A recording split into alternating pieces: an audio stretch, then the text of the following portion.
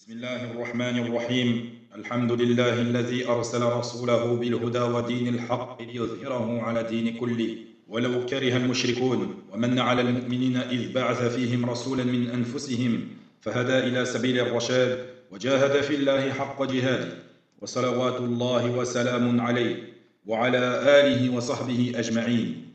سلام الله عليكم ورحمة الله وبركاته. أهلا وسهلا بكم dans cette 95e rencontre des leçons à tirer de la vie du meilleur des hommes.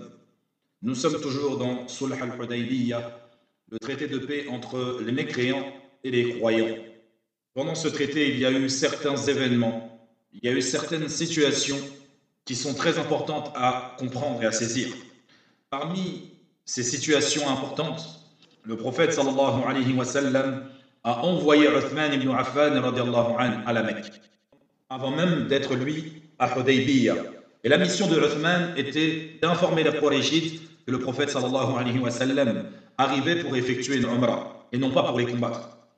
Uthman radiallahu anhu, lorsqu'il est arrivé à la Mecque, il est rentré sous la protection de Abana ibn Sa'id ibn As radiallahu anhu, car il s'est converti par la suite. Lorsque Uthman était auprès de Abana, un jour il est sorti. Et voilà que les notables l'ont vu avant l'arrivée du prophète sallallahu alayhi wa sallam. Et ils lui ont dit: Ya Uthman, si tu le souhaites, fais le tawaf bil bayt, autour de la Kaaba. Imaginez-vous la situation de Uthman. Cela fait 6 ans qu'il est parti, qu'il n'a pas pu voir la Kaaba, qu'il n'a pas pu tourner autour de la Kaaba pour glorifier Allah tabaraka wa ta'ala. Subhanallah. Et là, écoutez la réponse de Uthman lorsqu'on lui fait cette proposition alléchante, cette proposition que certainement nul d'entre nous n'aurait refusé. Quant à Uthman, radiallahu anhu, qu'est-ce qu'il répond? Il dit: Wallahi, je ne peux tourner autour de la Kaaba avant le messager d'Allah, sallallahu alayhi wa sallam. Et c'est là que Uthman a informé les associateurs de l'intention du prophète, sallallahu alayhi wa sallam. Et les négociations ont pris du temps, à tel point que le prophète, sallallahu alayhi wa sallam, lorsqu'il est arrivé à Hudaybiyah, voilà qu'une information, une rumeur se mise à tourner entre les croyants, comme quoi Uthman ibn Affan a été tué. Ne le voyant pas revenir de sa mission, le prophète sallallahu alayhi wa sallam, il appela ses compagnons alors qu'il était en dessous d'un arbre pour que les compagnons lui prêtent allégeance de satisfaction. Bay'atul Ridwan. Allah Azza wa Jal nous dit concernant cet événement: لقد رضي الله عن المؤمنين إذ يبايعونك تحت الشجرة فعلم ما في قلوبهم فأنزل السكينة عليهم وأثابهم فتحا قريبا. Allah a très certainement agréé les croyants quand ils t'ont prêté le serment d'allégeance sous l'arbre. Il a su ce qu'il y avait dans leur cœur et a fait descendre sur eux la quiétude, et il les a récompensés par une victoire proche. Les savants expliquent que ceux qui ont prêté allégeance à cet instant-là sont parmi les plus grands des compagnons. Ridwanullahi alayhim ajma'in. Il est rapporté qu'ils étaient 1014 hommes ce jour-là, et qu'ils ont chacun leur tour tendu la main au prophète sallallahu alayhi wa sallam pour le prêter allégeance. Et cette allégeance a été faite par les croyants au point où ils étaient prêts à mourir pour l'islam. Il y avait parmi les musulmans présents Al-Jadd ibn al-Qais, qui était un hypocrite. Lorsqu'il vit les croyants à tour de rôle prêter allégeance au prophète sallallahu alayhi wa sallam, il s'est caché derrière le ventre d'une chamelle. Il a perdu cette vie et le dollar. Toute personne sensée espérerait pouvoir serrer la main du prophète sallallahu alayhi wa sallam. Lui, il en a l'occasion. Il s'est privé lui-même. فلذلك أسأل الله تبارك وتعالى أن لا يحرمنا أن يسقى من يده فنشرب منها شربة هنيئة لا نظمأ بعدها أبدا. Je demande à Allah Azza wa Jal de ne pas nous priver de pouvoir boire des mains du prophète sallallahu alayhi wa sallam yawm al-qiyamah, l'eau de Kawthar, qui nous permettra de ne plus jamais avoir soif après celle-ci, après sa délectation. Après avoir fait allégeance au prophète sallallahu alayhi wa sallam, Uthman ibn Affan radiallahu anhu est arrivé. Allah Azza wa Jal révéla au prophète sallallahu alayhi wa sallam la parole dans laquelle il dit: لقد صدق الله رسوله رؤيا بالحق لتدخلن المسجد الحرام إن شاء الله آمنين آمنين محلقين رؤوسكم ومقصرين لا تخافون. Allah a été véridique en la vision par laquelle il annonça à son messager: en toute vérité, vous entrerez dans la mosquée sacrée si Allah le veut, en toute sécurité, ayant rasé vos têtes ou coupé vos cheveux, sans aucune crainte. C'est pour cela que Al-Bara ibn Azib radiallahu anhu disait à ses compagnons, bien après la conquête de la Mecque, il disait: vous considérez que la conquête de la Mecque a été faite fi Fath Mecca, lors de sa conquête réelle.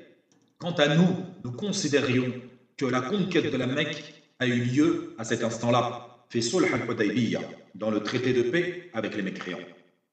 Au moment où nous avons fait l'allégeance au prophète sallallahu alayhi wa sallam, fi Bay'at al-Ridwan, qui est la base, la constitution de ce qui a suivi.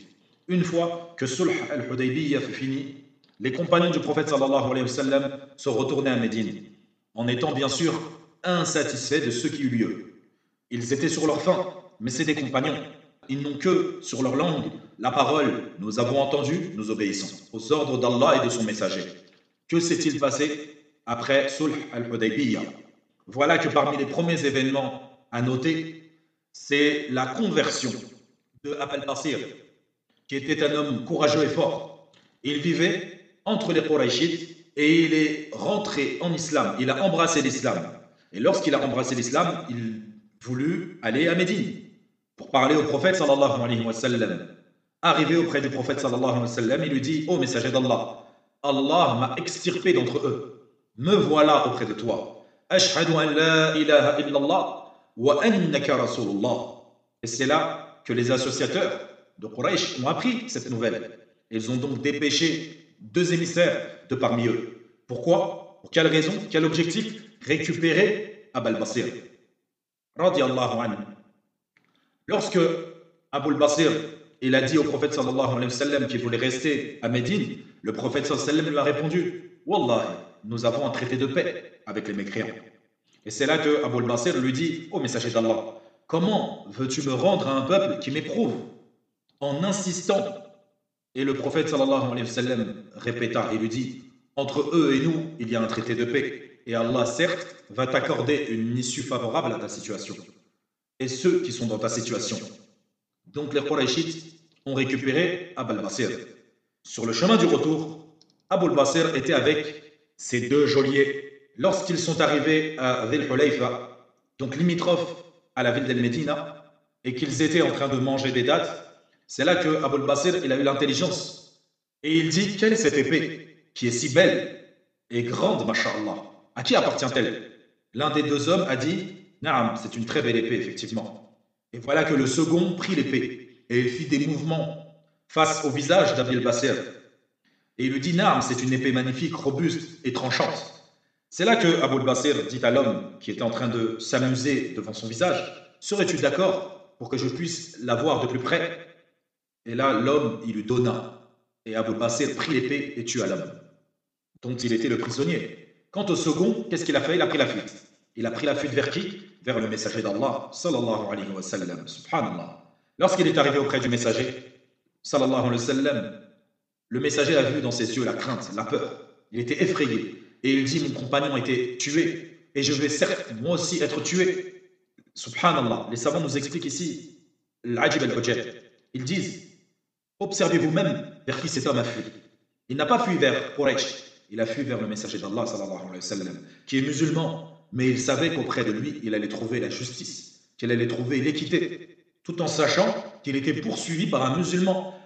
Malgré que lui est mécréant, il retourne et demande à être jugé, à être pris en charge par le prophète, sallallahu alayhi wa sallam, sauvé par le prophète. هذه آية من آيات الله. Ça, c'est la preuve de la véracité du messager d'Allah, sallallahu alayhi wa sallam. Lorsque Abu Basir est arrivé, il dit au prophète sallallahu alayhi wa sallam: Ya Rasulallah, c'est bon, tu as accompli ta promesse, tu n'as pas trahi ta parole, tu m'as renvoyé avec les mouchriquins, et Allah m'a secouru, me voici une seconde fois à toi. Et c'est là que le messager d'Allah sallallahu alayhi wa sallam a dit: Waylu ummihi mis'ara harbin law kana lahu ahad. Ce qui veut dire, selon le sens, certes cet homme est en train d'embraser le feu de la guerre. si seulement il était accompagné d'hommes. Lorsque Abu al-Bara il a entendu cette parole, il savait que le messager d'Allah sallallahu alayhi wa sallam allait le renvoyer une seconde fois pour pas que le feu de la guerre s'embrase. Et donc il a décidé précipitamment de sortir de la ville d'Al-Medina jusqu'à arriver dans un lieu appelé Sayf al-Bahr. Il a placé sa tente là-bas, il a fait un campement et il a commencé à couper la route des Qurayshites. Et les Qurayshites ne pouvaient rien faire contre lui car il était fort et il ne pouvait pas accuser non plus le prophète sallallahu alayhi wa sallam de quoi que ce soit car il n'était pas sous la responsabilité du prophète sallallahu alayhi wa sallam. Rappelons-nous, au Sulh al-Hudaybiyah, les Qurayshites ont demandé précisément à ce que toute personne qui se convertirait à l'islam et qui habitera Quraysh serait renvoyée immédiatement vers Quraysh. Et c'est ce que le prophète a fait. Puis après, cet homme a décidé de prendre la fuite et de s'isoler. Et il a eu l'idée de braquer les diligences. C'est là que également d'autres musulmans ont appris son emplacement et ils l'ont rejoint dans cela. Donc tous ceux qui se convertissaient à l'islam de Mecca, ils les rejoignaient. Allahu Akbar. Et ils ont commencé à braquer les qawafil de Mecca qui passaient par eux. Il a été rejoint par Abu Jundul, Ibn Suhayl, Ibn Amr, également 70 autres hommes l'ont rejoint, qui se sont tous convertis à l'islam depuis Quraysh et qui n'avaient pas l'autorisation de rentrer dans la ville d'Al-Medina selon la condition de Quraysh eux-mêmes. Donc, au final, ça a été contre-productif pour les gens de Quraysh. À Sulh al-Hudaybiyah, ils avaient la sensation d'avoir pris le dessus sur le prophète sallallahu alayhi wa sallam. Mais au final, cela a été totalement à leur désavantage. Et on verra, bi'idhnillahi ta'ala, dans la prochaine rencontre, quelle a été la réaction des Qurayshites. Et qu'est-ce qu'ils ont proposé au prophète sallallahu alayhi wa sallam après cet affront et cette humiliation, bien sûr. فنكتفي بهذا القدر اليوم وبارك الله فيكم وجزاكم الله خير الجزاء والسلام عليكم ورحمة الله وبركاته